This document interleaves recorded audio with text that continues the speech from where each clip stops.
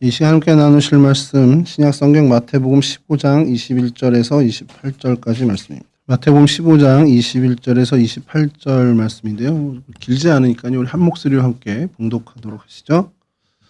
예수께서 거기서 나가사 두로와 시돈 지방으로 들어가시니 가나안 여자 하나가 그 지경에서 나와서 소리질러 이르되 주 다윗의 자손이여 나를 불쌍히 여기소서 내 딸이 흉악하게 귀신 들렸나이다 하되 예수는 한 말씀도 대답하지 아니하시니 제자들이 와서 청하여 말하되 그 여자가 우리 뒤에서 소리를 지르오니 그를 보내소서.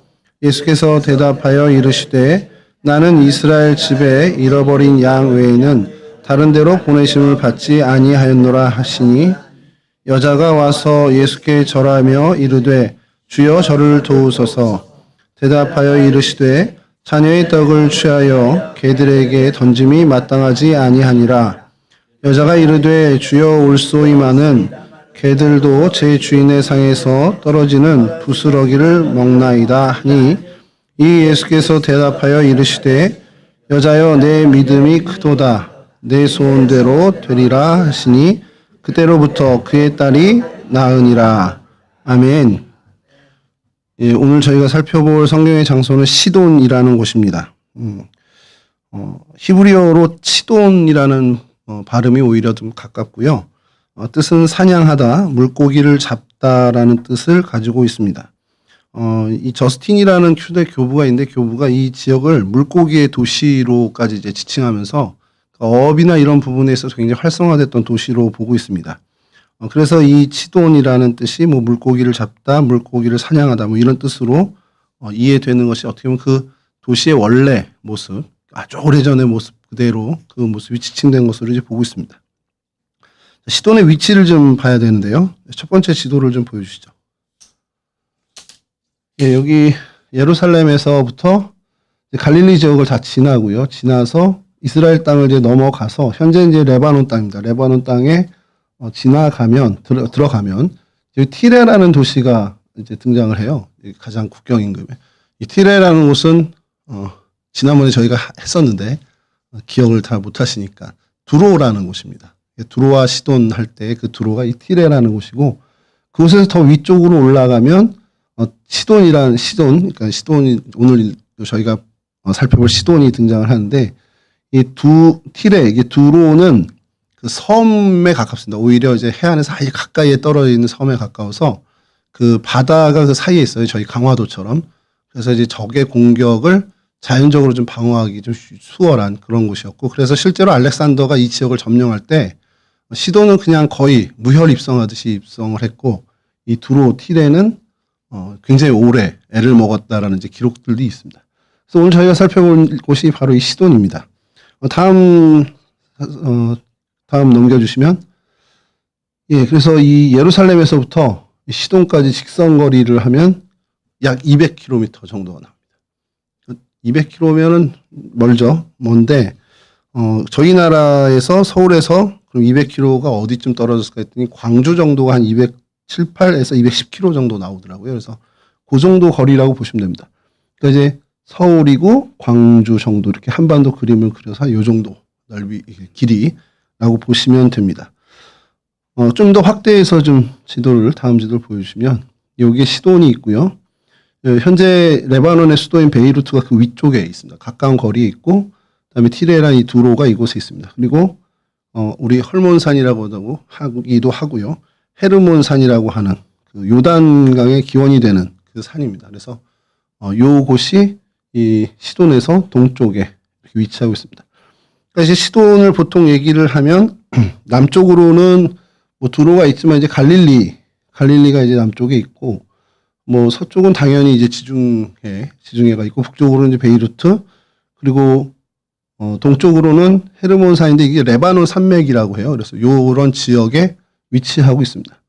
그러니까 요 지역이 구약에서는 두로와 시돈이라고 불리고, 혹은 또 가나안이라고 불리기도 합니다. 그러니까 구약에서 가나안이라고 불리는 것에 이제 여호수아 시대는 이제 전체를 다 가나안이라고 했지만 그 전에는 이제 노아의 후손에 가나안 이쪽에 정착을 했는지 이쪽 지역이 북부 해안가가 가나안 지역이라고 보시면 되고요.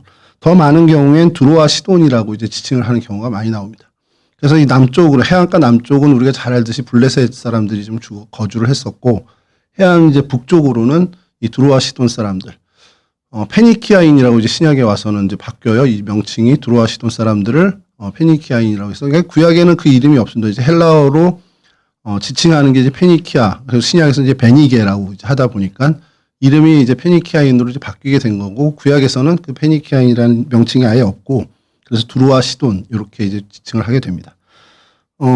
요 가버나움 이게 갈릴리 호수의 가장 북쪽에 있는 게 이제 가버나움 도시인데 거기서 이제 시돈까지의 거리는 한 70km 정도 이제 등장을 합니다. 70km 정도 나오는데 70km면은 평택진에서 안성 정도 그 정도 거리로 보시면 됩니다. 그러니까 이스라엘하고는 사실 그렇게 멀지 않은 곳이에요. 그러니까 오늘 우리가 살펴본 마태복음 15장에도 예수님께서 이제 그 천국복음의 사역을 하시면서 이 두로와 시돈을 충분히 가실 만한 거리였다라고 저희들이 볼 수 있는 그 가까운 지근에 있는 그러한 도시입니다.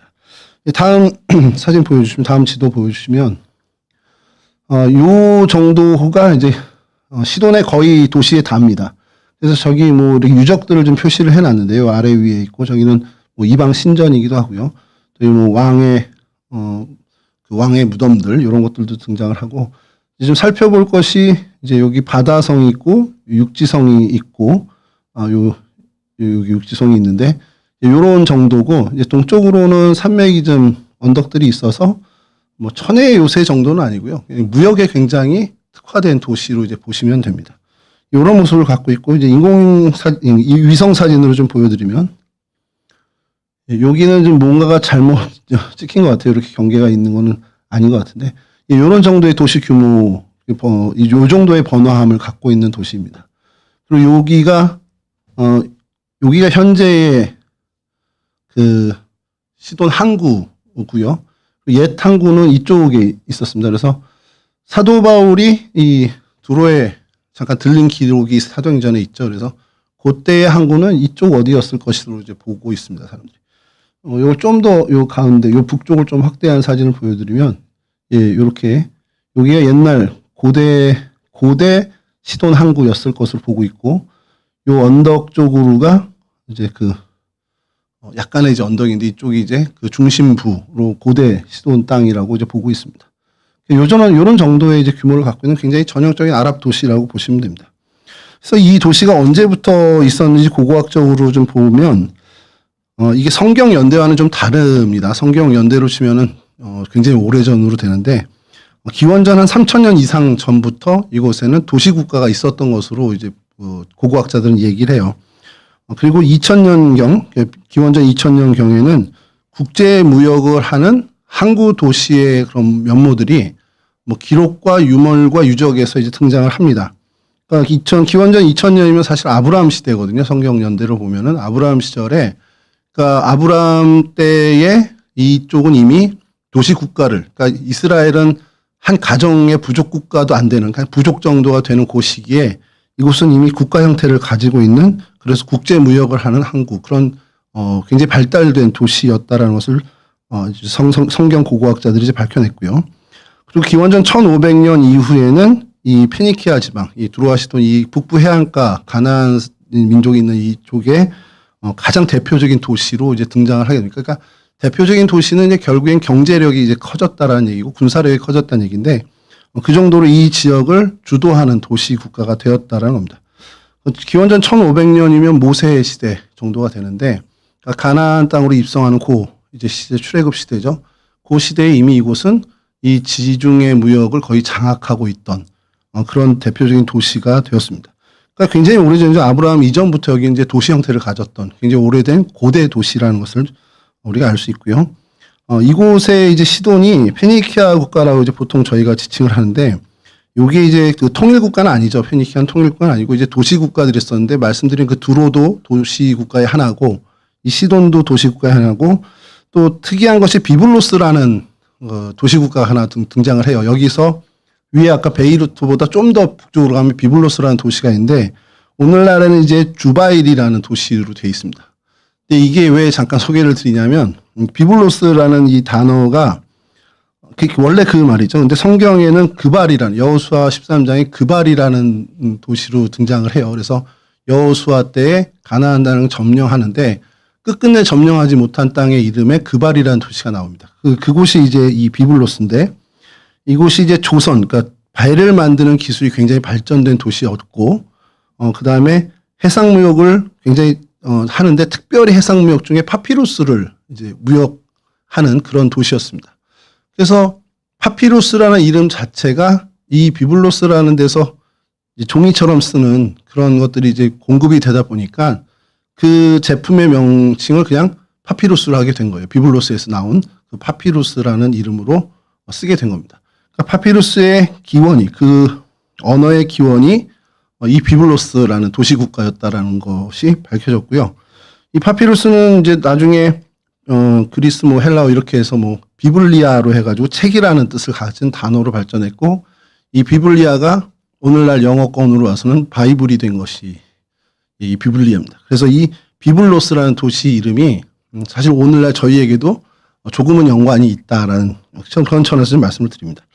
그럼 이 시돈이 우리 성경에는 어떤 연관을 갖고 있냐면 굉장히 밀접한, 그리고 굉장히 많은 그 등장을 합니다.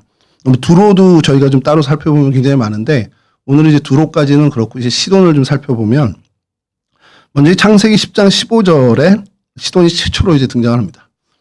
가나안은 장자 시돈과 헷을 낳고, 노아의 손자 가나안이 아들을 낳는데 그 장자 이름이 시돈이었습니다.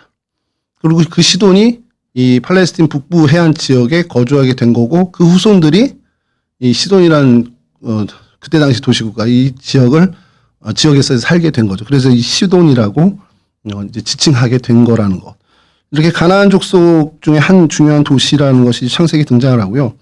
여호수아 시대에도 이 시돈이 등장을 하는데요. 아까 말씀드린 것처럼 모세 출애굽 시대 기원전 1500년 요때는 이미 페니키아의 가장 대표적인 도시가 되었던 그 시절에 여호수아에 이렇게 등장합니다. 여호수아 11장 8절에 여호와께서 그들을 이스라엘의 손에 넘겨주셨기 때문에 그들을 격파하고 큰 시돈과 미스르옷 마임까지 추격하고. 예, 여호수아 11장 8절 말씀이요. 여호와께서 그들을 이스라엘 손에 그러니까 이제 여호수아가 정복 전쟁을 하고 있는 그때에 다른 도시들은 이제 그냥 뭐 어디다 이렇게 얘기하는데 시돈을 특별히 큰 시돈이라고 표현할 정도로 영향력이 굉장히 큰 그런 도시였다라고 성경에 이렇게 좀 등장을 합니다. 그리고 이제 사사 시대에 와서 이 시돈이 이스라엘 민족에 굉장히 악영향을 끼치게 되죠. 사사기 10장 6절에 시돈이 등장을 하는데요. 사사기 10장 6절입니다. 이스라엘 자손이 다시 여호와의 목전에 악을 행하여 바알들과 아스다롯과 아람의 신들과 시돈의 신들과 모압의 신들과 암몬 자손의 신들과 블레셋 사람들의 신들을 섬기고 여호와를 버리고 그를 섬기지 아니하므로. 그러니까 이제 거기 이제 토착 그 신 이제 이방 신들을 이 출애굽 시대의 후손들이 사사기 시대에 정착하면서 그 우상을 섬기게 됐던 그 모습을 이제 고발하는 사사기 10장 내용인데, 여기에 이제 등장하는 게 시돈의 신들이 등장을 합니다. 그래서 시돈의 신들이 뭔지 성경학자들이 연구를 하죠. 연구를 했는데 시돈의 신이 딱 이 신이다라고 지칭된 것이 열왕기상 11장 5절에 등장을 합니다. 이는 시돈 사람의 여신 아스다롯을 따르고 암몬 사람의 가증한 밀곰을 따름이라. 그러니까 저희가 성경에서 아스다롯 굉장히 많이 듣거든요. 뭐 사사기나 이런 쪽에 아스다롯이 굉장히 많이 등장을 하는데, 특별히 이제 여신으로 등장을 하죠. 그 아스다롯이 바로 이 시돈 사람들의 신입니다. 시돈 사람들이 섬기던 신이 여러 개가 있는데 그 중에 가장 대표적인 신이 바로 이 아스다롯이었다라는 것. 그래서 이 시돈 사람들, 이 시돈이라는 곳이 이스라엘 당시 이제 사사기 시대나 열왕기 시대에 굉장히 좋지 않은 영향을 끼쳤던 곳이라는 것을 우리가 좀 성경에서 늘 좀 보게 되고, 하나님께서 또 이런 이야기로 시돈을 한번 등장을 시키는데, 사사기 시대입니다. 사사기 3장 2절에서 3절 말씀입니다. 사사기 3장 2절에서 3절 말씀인데, 이스라엘 자손의 세대 중에 아직 전쟁을 알지 못하는 자들에게 그것을 가르쳐 알게 하려 하사 남겨두신 이방 민족들은 블레셋의 5 군주들과 모든 가나안 족속과 시돈 족속과 바알 헤르몬 산에서부터 하맛 입구까지 레바논 산에 거주하는 히위 족속이라. 그러니까 히위 족속, 그리고 이제 시돈 족속, 가나안 족속, 블레셋 다섯 족속 요거를 남겨두신 이유가 전쟁을 모르는 이제 다음 세대, 출애굽 다음 세대에게 하나님의 그 능력을 알게 해주기 위해서 어떻게 보면 하나님이 그들에게 교훈하기 위해서 이 민족을 남겨뒀다라는 것이 이제 사사기에 이제 등장하는 내용입니다. 그때 이제 남겨둔 족속 중에 이제 시돈 족속이 등장을 해요. 이렇게 이제 성경에서는 좀 등장을 합니다. 사사 시대까지 이렇게 시돈이 계속해서 등장을 하다가 이 시돈이 이스라엘 민족에게 조금 그래도 긍정적인 측면으로 비춰지는 그 시절이 좀 오게 됩니다. 이 솔로몬 시대인데요. 열왕기상 5장 1절에서 2절입니다. 이제 뭐 두로 왕 히람이긴 한데 이제 백향목을 성전 건축을 해서 백향목을 이제 가지고 오잖아요. 그리고 두로 왕 히람이 이제 다윗을 굉장히 좋아했고 그래서 이 솔로몬에게도 이 성전 건축을 굉장히 도와주게 됩니다. 솔로몬이 기름 부음을 받고 그의 아버지를 이어 왕이 되었다함을 두로 왕 히람이 듣고 그의 신하들을 솔로몬에게 보냈으니 이는 히람이 평생에 다윗을 사랑하였음이라. 이에 솔로몬이 히람에게 사람을 보내어 이르되 하면서 이제 쭉 이야기가 나옵니다. 편지를 보낸 거죠. 사실 히람에게 보냈는데 뭐 여기 이제 시돈이 등장하질 않아요. 그 두로 왕 히람이 등장하는 거고. 근데 이 편지 내용에 쭉 가다가 이제 5절 가서 열왕기상 5장 6절에 가서 이렇게 등장을 합니다. 당신은 명령을 내려, 그러니까 히람에게 이야기하는 거죠. 당신은 명령을 내려 나를 위하여 레바논에서 백향목을 베어내게 하소서. 내 종과 당신의 종이 함께 할 것이요 또 내가 당신의 모든 말씀대로 당신의 종의 삭슬 당신에게 드리리이다. 당신도 알거니와 우리 중에는 시돈 사람처럼 벌목을 잘하는 자가 없나이다. 그러니까 레바논 백향목을 들여와야 되는데 그래서 우리 일꾼도 보내고 당신의 일꾼도 좀 보내서 그 벌목을 했으면 좋겠습니다. 그리고 그 일꾼에 대한 삭슬 저희가 부담하겠습니다. 그래서 당신에게 주겠습니다. 그 얘기를 하는 겁니다. 근데 특별히 이제 시돈 사람을 불러달라는 요청을 이렇게 하는 겁니다. 그래서 시돈 사람이 당시에 벌목하는 데 있어서는 굉장히 앞섰던 사람. 이게 뭘 의미하냐면 배를 축조하는 그 조선술이죠. 조선술이 굉장히 뛰어났던 사람들이 시돈에 많이 있었다는 거. 그러니까 그만큼 조선 산업이 굉장히 발달된 도시였다라는 것을 이제 반증하는 이야기라는 겁니다. 이렇게 시돈이 두로도 마찬가지 시돈이 이 솔로몬 시대에는 이스라엘 백성에게 그렇게 악영향을 줬다기보다는 그래도 좀 좋은 긍정적인 측면의 모습을 보여주는 것이 성경에 등장을 해요. 그러다가 이제 열왕기상 16장에 가서는 그 유명한 엘리야 시대입니다. 엘리야 시대에 이런 이제 사건이 벌어집니다. 열왕기상 16장 31절입니다. 느밧의 아들 여로보암의 죄를 따라 행하는 것을 오히려 가볍게 여기며 그 아합 왕에 대한 얘기입니다. 시돈 사람의 왕 엣발의 딸 이세벨을 아내로 삼고 가서 바알을 섬겨 예배하고. 그러니까 아합 왕이 이제 등장해서 정략적 결혼을 인근의 부족 국가들하고 이제 그 국가들하고 정략 결혼을 맺는데 그때 시돈 왕 엣발의 딸 이세벨을 아내로 삼게 됐다라는 것. 그리고 이것이 엘리야 시대의 이스라엘에게 어떻게 보면 가장 혹독한 어떻게 보면 저주 같은 이제 일이 시작된 그 얘기의 시작이 됩니다. 그래서 이세벨이 이 시돈의 왕의 딸이었다라는 것을 이제 열왕기상에서 이제 얘기하면서 시돈이 이스라엘 민족에게 이만큼 악영향을 끼쳤던 것을 다시 한번 좀 보게 되죠. 그러니까 구약을 이제 보면은 구약의 이스라엘 역사를 쭉 보면 이 시돈이라는 곳이 솔로몬 시대에 잠깐을 제외하고는 이스라엘 민족에게 있어서 사실 굉장히 걸림돌이 되는 민족이었습니다. 그래서 사실 여기가 이스라엘 사람들에게는 부정적인 지역일 수밖에 없어요. 그리고 이방인인데 이방인 중에서도 사실은 굉장히 우리 민족을 타락하게 했던 그런 어떻게 보면 걸림돌이 되는 존재였던 것이 이스라엘 사람들에겐 뭐 신약 시대까지 와서도 계속 그 정서가 이어지고 있습니다. 이런 어떤 지역 감정을 가지면 안 될 텐데 그래도 어쩔 수 없이 역사가 그렇게 오다 보니까 솔로몬 시대를 잠깐을 제외하고는 계속해서 이스라엘 백성에게 굉장히 큰 걸림돌이 되는 시돈 사람, 그러니까 이 페니키아인들, 베니게 사람, 시돈 사람, 뭐 가나안 사람 이러면 이스라엘 백성에게는 병적으로는 거부하는, 그러니까 사람 취급 안 하는, 그래서 오늘 본문에도 등장하는 그런 정서가 분명히 있었다라는 겁니다. 그리고 신약 시대에 와서 오늘 대표적인 시돈의 어떤 이야기는 오늘 이제 두로와 시돈 지방에 가셔서 가나안 여인을 만났던 이것이 가장 대표적인 사건인데요. 이 사건을 동일하게 기록한 이제 마가복음의 기록을 보면 오늘 여기서 이제 가나안 여인이라고 이렇게 등장을 하는데 가나안 여자라고 되어 있는데 마가복음에 가서는 동일한 이 본문의 그 여인을 수로보니게 족속이라고 표현을 합니다. 그래서 이게 좀 헷갈렸어요. 되게 헷갈려서 야 이건 또 주석 찾아보면 나오겠지 하고서 열심히 주석을 찾았더니 아니나 그러니까 너무 같은 여자를 지칭하는 겁니다. 지칭하는데 가나안 지역에 있으니 가나안 여자라고 지칭을 하기도 하고 근데 이 여자가 민족적으로 인종학이라고 해야 되나요? 그 인종학적으로는 수로보니게 사람인 거예요. 그래서 수로보니게가 무슨 말이냐면 이 수로라는 것은 시리아를 얘기하는 겁니다. 이제 헬라어를 이제 우리 한자어로 바꾸다 보니까 이제 시리아를 수로라고 이렇게 한 거죠. 그리고 보니게는 페니키아입니다. 그러니까 영어로 쓰면 이제 페니키아예요. 근데 페니키아인데 이제 그거를 헬라어로도 뭐 페니키아이긴 한데 우리말로 이제 한자어로 하다 보니까 이게 보니게 이렇게 돼버린 겁니다. 수로 보니게는 시리아에 속한 페니키아 지방 사람이란 뜻이에요. 그래서 시리아 지역에 우리나라 지금 대한민국의 뭐 경기도 이런 식으로 시리아라는 그 땅에 지방이 이제 보니게 그러니까 페니키아 지방이 되는 거죠. 거기에 있는 여자라는 것입니다. 그래서 수로보니게 여인 그러면 시리아 페니키아 지방 사람 이렇게 이제 해석하면 되고 그것을 다른 말로는 가나안 지역이라고 했습니다. 그러니까 가나안 지역이라고 했다 보니까 가나안 여자라고도 하고 이제 마가복음에선 수로보니게 여자라고 이렇게 하기도 하는. 그건 좀 참고적인 얘기고요. 근데 예수님께서 이 시돈에 대해서 오늘 사건 외에 말씀으로 한번 이제 등장을 해요. 예수님 말씀에 한번 등장을 하는데 누가복음 4장 26절입니다.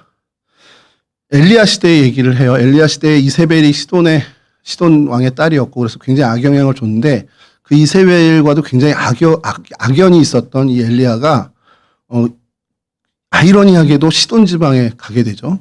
그래서 예수님께서 이럽니다. 엘리야가 그중 한 사람에게도 보내심을 받지 않고 그러니까 이스라엘 땅에 어떤 사람에게도 보내심을 받지 않고 오직 시돈 땅에 있는 사렙다의 한 과부에게 뿐이었느니라. 그러니까 사렙다 과부라고 이제 신약에는 돼 있지만 우리가 잘 알고 있는 열왕기상 17장 9절을 잠깐 보시죠. 열왕기상 17장 9절은 너는 일어나 시돈에 속한 사르밧으로 가서 거기 머물라 내가 그곳 과부에게 명령하여 내게 음식을 주게 하였느니라. 열왕기에는 사르밧이라고 나오죠. 근데 아까 말씀드린 누가복음 4장에는 예수님께서 엘리야를 얘기하면서 이스라엘 땅 어떤 사람에게도 보내심을 받지 않고 오직 시돈 땅에 있는 사렙다의 한 과부에게 갔다. 이렇게 하는데 이게 같은 말입니다. 그러니까 사렙다는 헬라어고요. 사르밧은 히브리어입니다. 그러니까 같은 지역을 얘기하는 다른 명칭이라고 보시면 됩니다.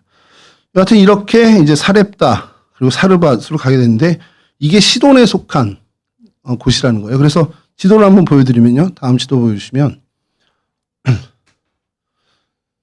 예, 여기가 아까 저희가 계속 살펴보면 시돈이고요. 여기가 밑에가 두로입니다. 그리고 중간에서 약간 시돈 쪽으로 치우친 곳이 예, 여기가 사렙다입니다. 예, 오늘날에도 그냥 그렇게 사렙다라고 부르기도 하고 정확히는 뭐 사라판드라고 이렇게 부르기는 하는데 아랍어로 이제 사라판드라고 하더라고요. 그래서 이곳이 시돈에 이제 속해 있는 행정구역상 지금도 시돈에 속해 있는 곳입니다. 그래서 이곳이 결국 엘리야도 시돈 여인을 만나서 그 과부에게 공개를 받은 거고 예수님도 오늘 본문에 가서 이 시돈의 가나안 여인을 만나게 된 거고 누가복음에 이제 이야기하시는 그 이야기도 엘리야는 그 시돈에 가서 가나안 여인을 만났고 그리고 오늘 마태복음 10장에 예수님도 시돈에 가서 가나안 여인을 만나는 약간은 좀 이게 연결되는 그런 모습이 좀 있죠.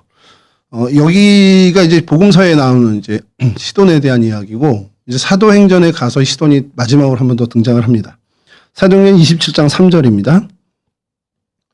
이튿날 시돈에 대니 율리오가 바울을 친절히 대하여 친구들에게 가서 대접받기를 허락하더니 그 로마로 압송될 때 큰 풍랑을 당하잖아요. 그리고 막 우여곡절 끝에 살아나게 됐는데 시돈이란 항구에 정박을 하게 됩니다. 근데 그때 율리오가 이 사도 바울에게 선정을 베푸는 거죠. 그래서 친구들 만나고 와라. 근데 이 친구들이 그냥 단순히 어떤 사적인 관계에 있었던 사람이 아니라 같은 그리스도인을 얘기하는 겁니다. 그래서 이미 이 시돈에 신앙 공동체가 있었다라는 것을 이제 증명하는 게 이 사도행전 27장의 말씀입니다. 근데 여러분 이거 뭐지 의문이 좀 드실 텐데 시돈이 이방 지역이잖아요. 이스라엘 사람들이 좋아하지도 않는 지역이고, 뭐 예루살렘의 박해로 인해서 흩어지긴 했지만 거기 어디에 성경 한 줄에도 시돈에 가서 누가 이렇게 복음을 전해서 신앙 공동체가 발생됐다 이런 얘기 없고, 물론 이제 안디옥 교회도 마찬가지지만 자연 발생된 거예요. 그러니까 누군지 모르지만 익명의 그리스도인이 가서 그곳에서 교회를 설립했겠죠. 근데 시돈은 조금 다른 걸 학자들은 얘기를 합니다. 시돈은 예루살렘 대박해 때에 그로 인해서 어떤 사람들이 와서 신앙 공동체를 이룬이었다기보다는 성경학자들의 이제 뭐 증명할 길은 없지만 성경학자들의 추론은 예수님께서 이 지역을 애를 많이 쓰셨잖아요. 오늘 이제 본문에 두로와 시돈도 가시고 두로와 시돈 지방을 많이 언급하시기도 하고, 실질적으로 복음서에 기록되지 않은 그 행보로 두로와 시돈 지방을 많이 가셨던 걸로 이제 보고 있습니다. 그러니까 예수님의 그 직접적인 하늘나라 복음을 듣고 뭔가 이렇게 개종을 하거나 회심을 하게 된 사람들이 있었을 거예요. 그리고 오늘 등장하는 마태복음 15장의 가나안 여인도 당연히 예수님의 은혜를 직접 경험한 사람이고, 이런 사람들이 그곳에서 신앙 공동체를 결성하지 않았겠냐라는 것이 성경학자들의 얘기입니다. 그러니까 오늘 마태복음 15장과 이 사도행전 27장 이 3절의 말씀이 어떻게 보면 굉장히 이어질 수 있는 가능성이 굉장히 크다라는 겁니다. 예수님의 이 복음의 천국 복음의 씨앗이 한참 뒤에 사도 바울을 환대해주는 신앙 공동체로 열매 맺게 되는 그러한 일들을 저희가 좀 보게 된다는 거죠. 그래서 시돈이 이런 정도의 이제 성경 안에서 이런 정도의 모습을 등장을 하는데, 그래서 이곳에 있는 여러 유적들을 보면요, 기독교 유적은 뭐 한두 개 정도밖에 없습니다. 기독교와 관련된 유적은 그리고 굳이 이제 연결한다면 십자군 원정에 있었던 그런 이제 유적들이 좀 등장을 하는데, 그래서 이 시돈의 대표적인 유적은 시케슬이라고 해서 바다성이 제일 유명을 합니다. 그래서 다음 사진 보시면 요게 바다성이라는 그 유적입니다. 원형이 굉장히 잘 보존된 이유가 알렉산더가 이곳을 점령할 때 거의 무혈입성하듯이 이제 들어오다 보니까 아주 쉽게 했었고, 그리고 이것은 뭐 그때 당시는 아니고 이후에 이제 십자군 때에 와서 이 성을 다시 재건한 겁니다. 그때 당시 있었던 그 해안의 초소 같은 그런 이제 성을 십자군이 이쪽에 와서 자기네들 양식으로 좀 더 보존한 게 오늘날까지 보존이 되고 있는 거죠. 여기 이름 보시면 6,000년 된 그 살아있는 유적이라고 되어 있습니다. 이 도시가 얘네들이 생각할 때 주장은 6,000년 이상 된, 그러니까 기원전 4,000년 정도입니다. 성경의 기원전 4,000년 성경연대로 가면 거의 아담 시절이거든요. 그러니까 그 시절부터 있었던 국가다, 도시다 이렇게 얘기를 하는데 발음이 좀 이상하지 않습니까? 사이다로 되어 있습니다. 시돈이 아랍어로는 사이다입니다. 그래서 아랍 사람들이 우리나라 와서 사이다 달라고 그러면 되게 좀 다른 의미를 갖고 있나 봐요. 뭐 사냥 뭐 이런 의미를 갖고 있으니까. 그런 모습이고, 다음 사진 보여주시면 이 밤에 찍은 사진이고요. 다음 사진 보여주시면 원래 색은 이런 색입니다. 그러니까 굉장히 뭐 출입은 가능하다고 하는데 이제 바닷물에 잠길 때도 있고 그렇게 된다고 그러더라고요. 이게 십자군 때에 어쨌든 보수해서 십자군 시대 당시의 중세 시대의 양식으로 재건한 그 성이 지금까지 보존되고 있는 것이 이 모습이고요. 그래서 좀 요거를 높은 각도에서 드론 촬영을 한 사진을 보면 다음 사진 보여주시면 이런 정도의 이제 모습을 갖고 있습니다. 사실 뭐 이렇게 굉장히 소개할 만한 유적은 아닌데 뭐 굳이 시돈 쪽에 있는 유적이 몇 개 없다 보니까, 그리고 나서 해안에 성이 있으면 육지에도 성이 있어야겠죠. 해안성이 있고 육지성이 있는데, 다음 사진 보여주시면 지도를 좀 먼저 보여드리면 방금 보신 해안성은 여기 아예 이렇게 방파제 같은 길을 가서 있는 곳에 있고, 육지성은 이 완전 옛날 고대 시돈 그 고대 도시 안에 이렇게 자리 잡고 있습니다. 이 사진을 좀 먼저 보여드리면요, 이걸 이제 육상성이라고 이제 표현하는데 이런 모습을 갖고 있습니다. 이것도 이제 같이 그 십자군 원정 때 1200년 되겠죠. 그때 와서 그 터에다가 다시 자기들이 십자군이 성을 자신들의 양식으로 재건을 한 겁니다. 근데 그 전에 성보다는 훨씬 더 축소된 모양이라고 해요. 그 전에 여기 있었던 성들, 성체보다는 그게 파괴됐겠죠. 그 십자군 원정 때 파괴되면서 그것과는 조금 이제 축소해서 이 산 언덕 위에 좀 조금 더 작게 이제 축조를 했다고 합니다. 다음 사진 보여주시면 그게 이제 지금까지 이렇게 원형 잘 보존돼서 남아 있고요. 다음 사진 보여주시면 이곳에서 시내 쪽을 바라본, 그러니까 언덕 위에 있습니다. 육상성이고, 그리고 이걸 이제 드론으로 촬영한 사진이 다음 사진 보여주시면 이렇게 돼 있고 해안가도 이제 볼 수 있는. 그러니까 위에서 바닷가도 보고 육지 이제 산맥에서 넘어오는 그 통로도 볼 수 있는 굉장히 어떻게 보면 군사 요새가 되는 거죠. 근데 이곳이요 원래 그 십자군 시절 이전에 예전에 페니키아인 시대에도 아크로폴리스였다라는 거예요. 그러니까 아크로폴리스라는 게 높은 곳의 성체라는 뜻인데 그 당시에 이제 문화는 뭐 오늘날랑은 좀 다르게 산 위에 언덕 위에 성체를 지어서 전체를 이제 그 감시할 수 있게 약간 워치타워의 그 기능을 할 수 있는 그런 성체를 지었습니다. 그 당시에는 왕궁이 여기 있었고요. 페니키아인들의 왕궁이 있었고 그게 이제 군사 요새를 겸하면서 뭐 행정적인 그런 일들도 감당하고 그리고 그 안에 신전까지도 있었습니다. 그래서 왕궁이요, 군사 요새요, 신전이 어떤 복합 성체의 모습을 해서 아크로폴리스가 있었는데 그 자리에 다 밀어내고 십자군이 원정 와서 점령한 다음에 자기네들의 이제 성체를 지은 그런 자리입니다. 그러니까 이 자리는 기원전 수천 년 전부터 시돈의 어떤 중심되는 언덕이었고 그리고 성체와 어떤 공동 그 도시국가로 발전하면서 성체를 짓고 어떤 공공 복합 건물을 지었던 곳인데 파티마 왕조 때의 왕궁으로 굉장히 쓰였던 기록이 있습니다. 그래서 파티마 왕조의 그 요새 그리고 그 왕궁이었는데 십자군이 원정 와서 이것을 부시고 성체를 지었습니다. 그리고 이것을 육상성이라고 하는데 특별히 세인트 루이스 캐슬이라고 부릅니다. 이제 이 아랍 사람들은 그렇게 안 부르는데 이제 그렇게 지어서 이름을 붙인 거죠. 그러니까 지금까지도 역사학적으로는 이제 세인트 루이스 캐슬이라고 보고 있습니다. 그리고 이게 이제 17세기에 와서 이제 조금 보수가 돼서 지금 모양을 이제 갖고 있는 건데, 뭐 세인트 루이스는 당연히 그 프랑스 루이 9세 프랑스의 십자군을 이제 주도했던 그 왕 이름을 따서 세인트 루이스가 된 거죠. 성 루이스가 된 겁니다. 그런 이제 역사의 어떤 갖고 있는 그런 유물이고요. 그 다음에 이제 한 곳을 볼 곳은 이제 기독교와는 전혀 상관없는, 십자군과도 상관없는 원래 고대 시돈의 유적인데 애슈문 신전이라는 곳입니다. 네, 다음 지도 보여주시죠.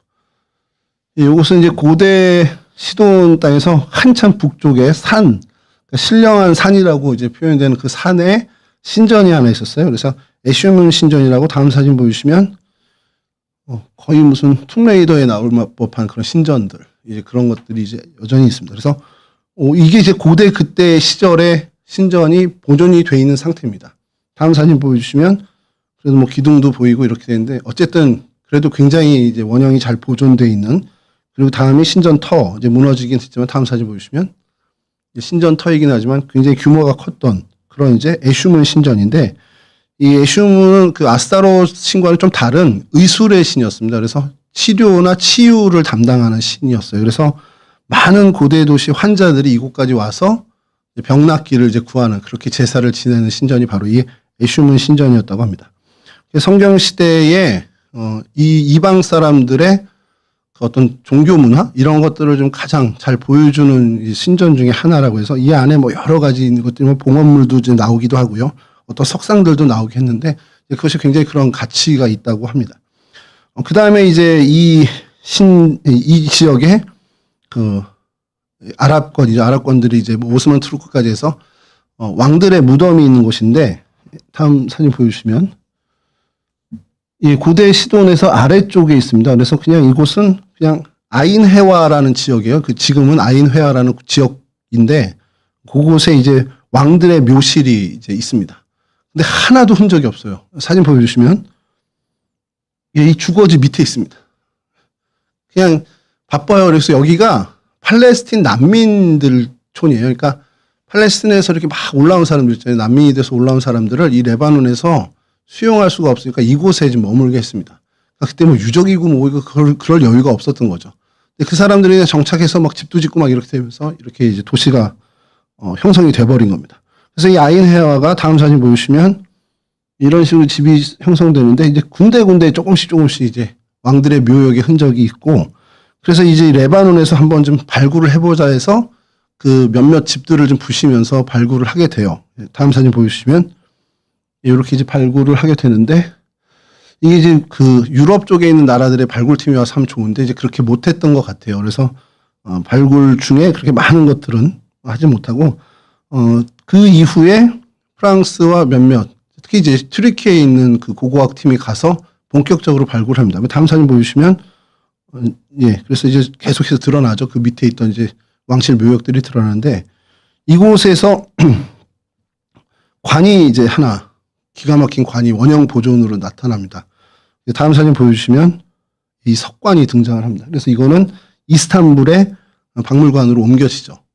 다음 사진 보여주시면 여기에 쫙 뭐가 이렇게 새겨져 있는데 알렉산더 대왕의 전투 장면이 조각되어 있는 겁니다. 근데 이게 알렉산더 대왕의 왕실은 그 묘역은 아니고요. 그냥 페니키아의 한 왕의 석관인데 그냥 그 알렉산더를 존중했는지 그와 같은 왕이 되고 싶었는지 모르지만 그 알렉산더의 전투 장면을 새긴 관에 이제 묻히게 된 겁니다. 그래서 이게 발견돼서 모르겠습니다. 이제 고고학적으로는 굉장히 의미심장한 그런 석관이고 굉장히 원형이 잘 보존된 것으로 평가를 받고 있어서 이스탄불 박물관에 지금 현재 보관이 돼 있다고 합니다.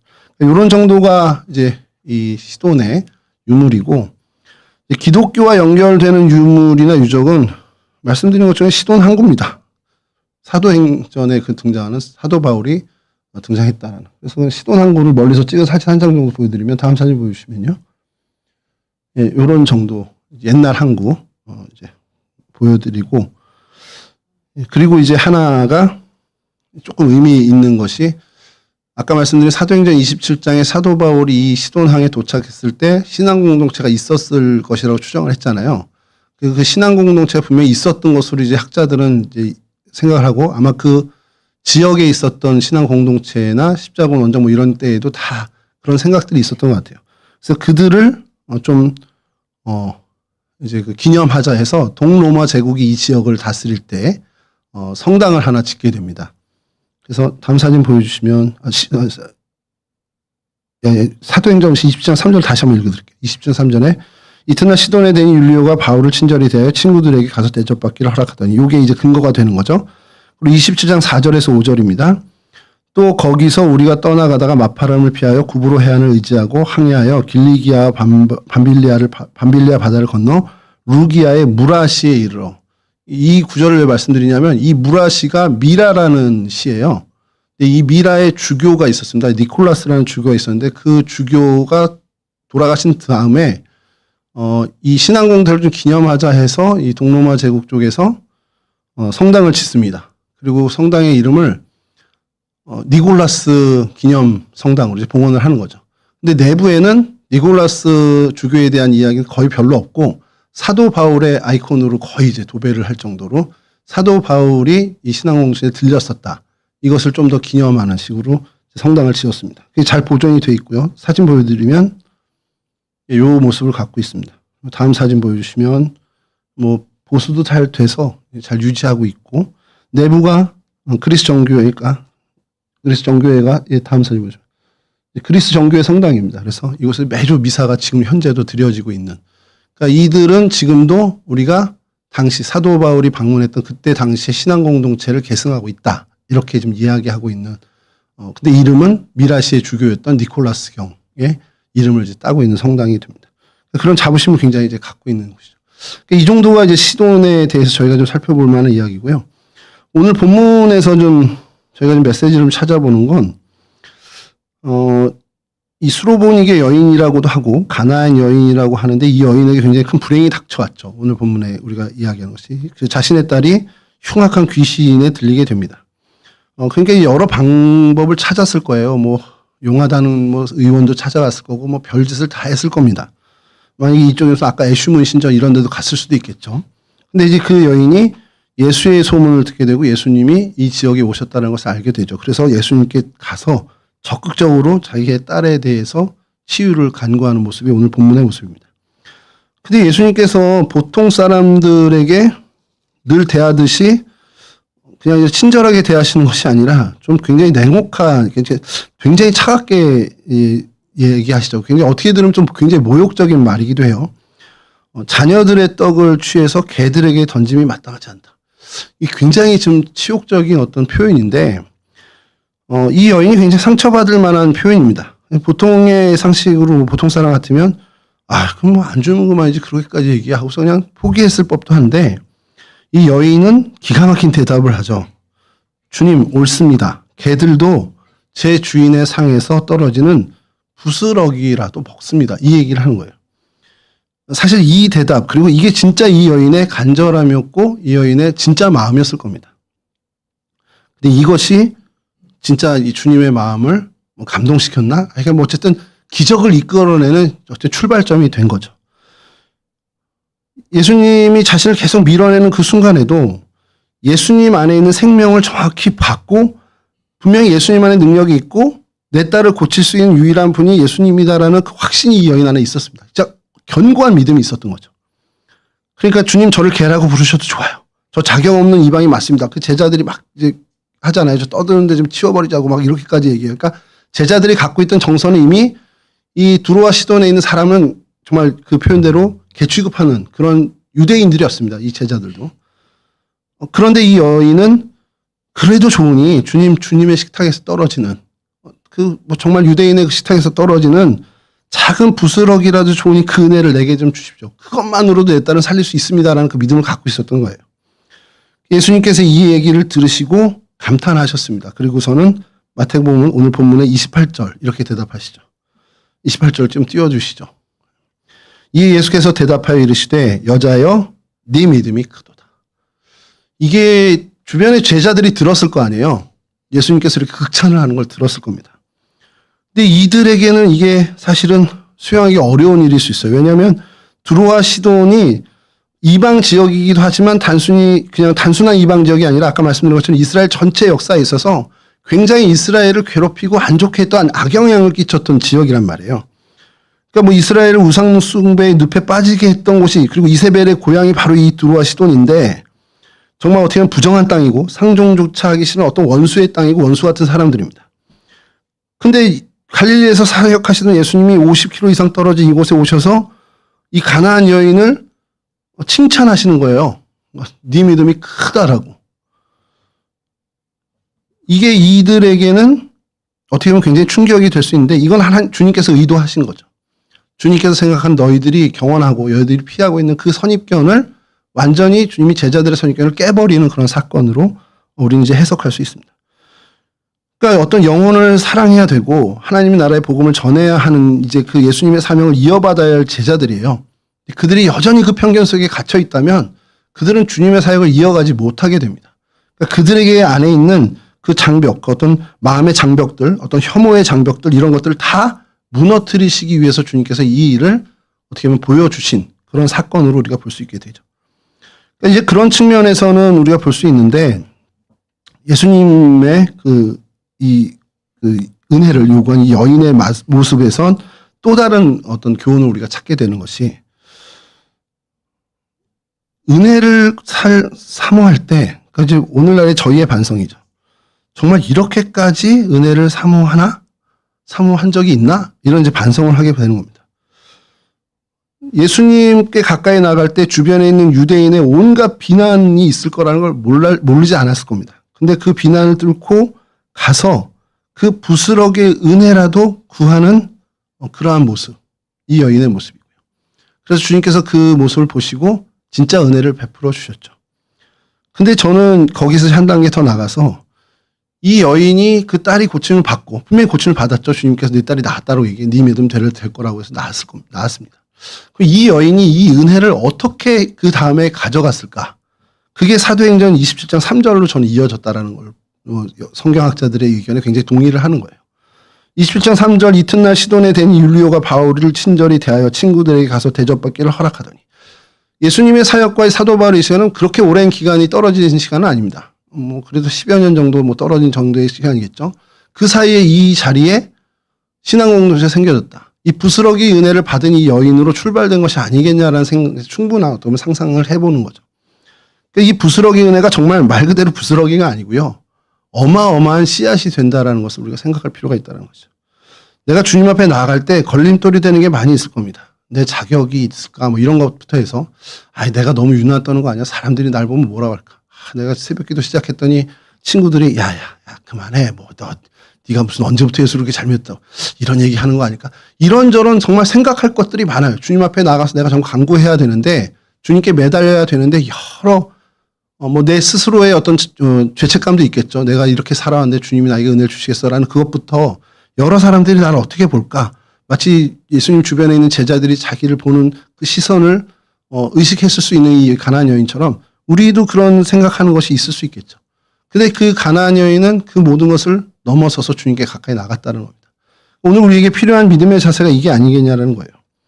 내 안에 있는 자격 없음, 그리고 여러 생각들, 어떤 사람들이 나를 생각하는 이 모든 생각들을 정말 깨트리고 주님 앞에 나가야 된다는 겁니다. 그리고 정말 주님이 주시는 부스러기 은혜라도 좋으니 주님 나를 살려주십시오라는 간절함이 우리 안에 있어야 한다는 것이죠. 그럼 바라기는 이 은혜의 부스러기를 정말 사모하는 저와 여러분 됐으면 좋겠고요.